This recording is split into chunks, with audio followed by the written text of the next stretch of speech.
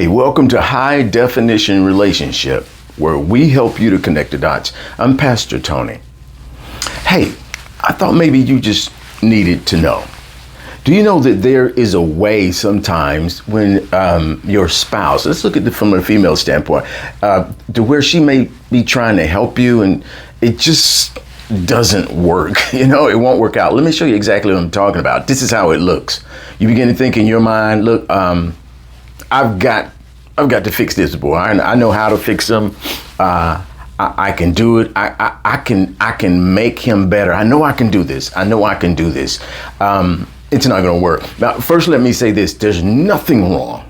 There's actually exactly nothing wrong with you having a desire and motivation to make him better. That's good. But what usually gets derailed is the approach. When you begin to approach somebody that way, it really kind of throws people off. I think men have ego, but I think women have a certain amount of pride or ego too. You don't want to know that somebody's trying to fix you. That means that you're broke. And if you keep doing this, I think what it can do, it can drive a man to get what you call passive aggressive. Underneath, he's resisting you, and he'll begin to actually act broken. Not all, but some will. So there has to be a better way to deal with this. Well, first, let's start off by understanding something about men.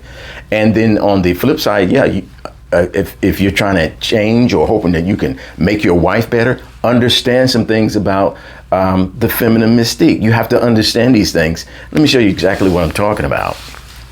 When it's dealing with men, they have this model that if it's not fixed, or it's not broke, don't fix it.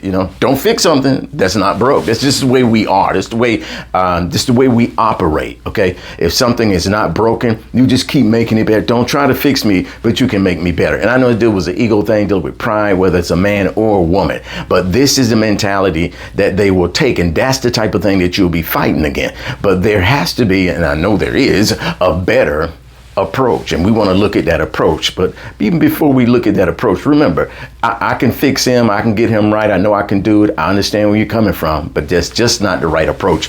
Keep your attitude of wanting things to be better, but let's just look at a different approach tonight. You see, change starts with self-awareness. A person has to be first aware of the fact that they need to change, and that comes through knowledge. And once people have that understanding and knowledge, they'll be like, hey, I need to do better as a husband. I need to do better as a dad. I need to do better as a work employee. I need to do better as a partner with my wife or with my husband, whatever it may be.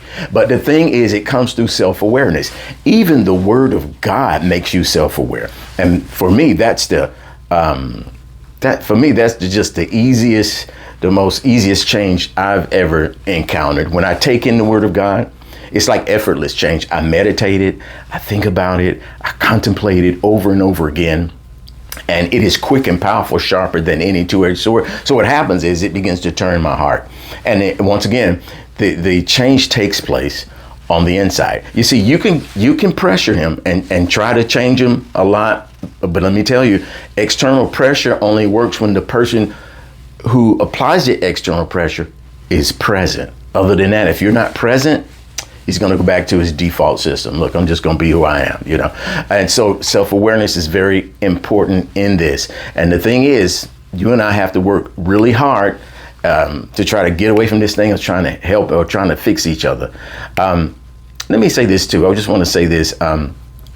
If your passion to have this understanding, well, that's not right, well, that's not wrong, well, that's wrong. And right and wrong has its place, okay? But if you have a passion to discuss and go back and forth with right and wrong, you can't let that override or overshadow your passion to get an understanding or your passion to get knowledge about your husband or about your wife. You can't know. The overriding passion needs to be that I need to get knowledge and understand. Why is this so important? You see, the Bible even says this, and when you violate that, what you're doing, you're kind of disrupting the unity. In fact, the Bible actually says in Proverbs 4:7, it says, in all you're getting, get an understanding or get knowledge. And then it says in 1 Peter 3:7, it says, husbands, deal with your wives according to knowledge or according to understanding. When you don't seek to understand a person,